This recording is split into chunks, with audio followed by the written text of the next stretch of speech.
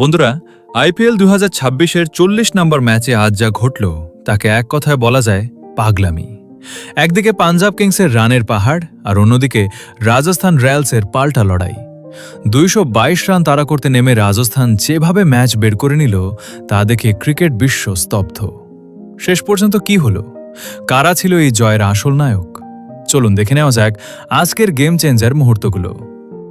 টসে হেরে ব্যাটিং করতে নেমে পাঞ্জাব কিংস শুরু থেকেই ছিল মারমুখী মেজাজে। নির্ধারিত 20 ওভারে তারা 4 উইকেট হারিয়ে তোলে 222 রান। পাঞ্জাবের ব্যাটসম্যানরা আজ রাজস্থানের বোলারদের নিয়ে রীতিমতো ছেলে খেলা করেছে। মনে হচ্ছিল এই বিশাল রান তাড়া করা রাজস্থানের জন্য অসম্ভব হয়ে দাঁড়াবে।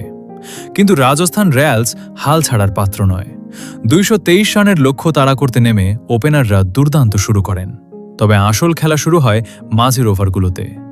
প্রতি বলে বাউন্ডারি আর ছক্কার বৃষ্টিতে ম্যাচটি একদম শেষ মুহূর্ত পর্যন্ত গড়ায়।